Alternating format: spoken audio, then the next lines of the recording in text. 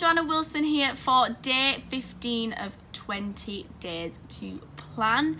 I'm here with my dad. Hey everybody! Because he wanted to be in my video.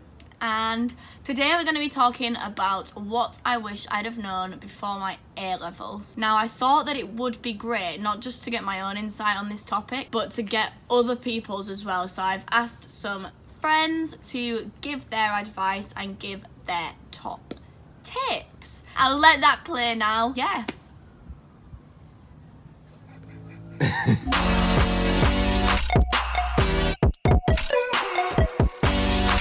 Just Work Tutoring. Don't get me wrong, A-levels are really important, and even if they went super well for you, I think what I wish I had on results day was a bigger perspective of what they actually mean in the grand scheme of things. You're often taught in school that university is the only option, and obviously your A-level results lead you to university. But it's okay to take some time and to really think about what you want to get in life and how you can get there. So there are many other options like industries, business schemes, even open university. At the end of the day, if you're passionate about something, you can get there, and university is not for everyone. The thing I wish I'd known before I started my A-levels would have been to start making my notes early. So as soon as you begin, just start making your notes. Don't leave it all till the end in the Easter holidays, because I feel like it's very different to GCSEs and you can't really get away with that in the same way. Hi everyone, I'm Alex and I'm a tutor here at Just Work. So this year I'll be going into my 4th year of study at the University of Cambridge doing chemical engineering. Now, something that I wish that I knew before my A-levels. So when you start A-levels, you'll probably have these things called free periods. It's basically where you don't have a lesson maybe 5 times a week. That's what I had. Now, it's very easy to kind of mess around in these free periods. You might play cards or play football with your friends.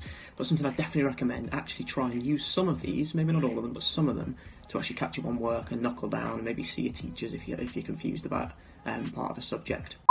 My advice for A-levels is that at the end of each week, when you've learnt loads of new stuff and there's so much buzzing around your head, what I think is really important is that you just take 5-10 minutes to quickly write down anything that stands out in your mind as not being entirely clear. What that means is when it comes to revising at the end of that term in the holidays or further down the line, you know the sticky areas, you know which areas you need to spend a little bit more time revising, and it will just mean you're ahead of the game when it comes to revision. Hi Joanna. For A-levels, I wish I'd have known that it's not all about just hard work. You need to find a balance. If I'd have known that having some time off, as well as working towards my goals, I would perform better, then I absolutely would have done so. Hiya, my name's Liv and I recently graduated from university where I studied English literature, and I have 2 main pieces of advice for someone who is about to start their A-levels. The first is I would really recommend putting aside some time early on in year 12 to figure out exactly what it is that your examiners want you to do in your exams. I studied a wide range of subjects at A-level. I did English, biology, maths and drama, but they kind of had a similar formula in that there was something that my examiner wanted me to do each time that I sat down with a past paper, whether that be hitting certain AOs, writing in a certain style, mentioning certain keywords for certain questions, or laying my workings out in a particular way. And if you can figure out what it is that your examiners want you to do early on, it means you can start practicing early on. Not only will your skills develop exponentially, but also it means that you won't have that panic and floundering when you sit down to actually start revising, because you'll know exactly what it is that you need to do in your exam and you can just get on with learning. The second thing that I would recommend is also investing time in figuring out what it is that you're passionate about and that interests you, and pursuing those interests, because around the end of year 12 and definitely the beginning of year 13, you're probably going to have to start thinking about what it is that you want to do after sixth form, whether that be going into a job, doing a UCAS application, or applying for an apprenticeship, or whatever it is that you want to do. The problem that lots of people at my school had was that they didn't know what it was that they liked. So if you have an author that you like, go and read another one of their books. If there's a particular topic you're interested in, read some papers on it. If you have a hobby that you love, go and do it more. Or if there's a job that you think that you might be interested in, get yourself some work experience and really invest time in kind of developing your interests, and also figuring out what it is that you don't like, because you'll be in such a better position to kind of make good decisions about your future. Before A-levels, I wish I'd known that not everything has to be a competition, and that sometimes it's easier to understand things if you work as a group to try and learn together.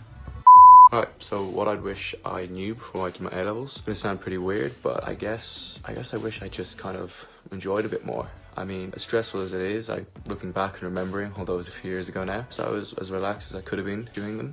doing the exams, but you know, it's the last thing you do in secondary school. Don't get me wrong, college, uni is really fun and I love it, but you know, it's different people, and it was the last time I was spending with those people. So even though it was tough and it was a stressful time, I kind of wish I had the hindsight to realize that this was the last big thing I did as somebody who was still in school and with those friends. Oh!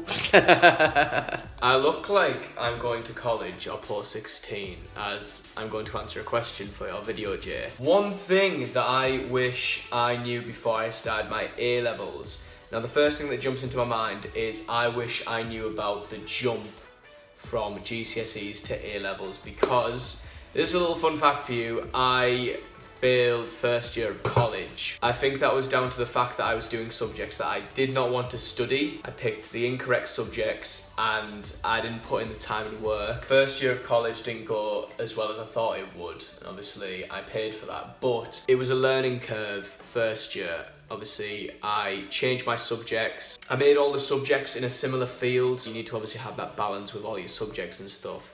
And I do wish that I would have kind of anticipated the workload and the jump from GCSEs to A-levels. It was kind of a wake-up call, because that's what I needed and that's what everyone needs, really. So the thing that I wish I'd have known before my A-levels was to practice as many past paper questions as possible. The examiners are looking for specific things, and the more past papers that you can do, the more you can understand what they're looking for, and it will just prep you massively for the real thing and get you in a great mindset to answer the questions in the exam. One thing that you wish you'd have known before your A-levels, Dad? Well, there's two key things. One is I didn't realise you had to work hard, so I missed that out completely. And two is what the date was for the school disco, so that I was prepared and planned and had the right stuff, the right equipment to be there, boom, shaking the room. There we have it, not just my own, but quite a lot of people's insight into what they wish they'd have known before their A-levels. Join us tomorrow for day 16 of 20 Days to Plan, where we're talking about similar things, but for university. We'll see you then. Keep smashing it, and remember, anything is possible if you just work. Tutoring. Bye.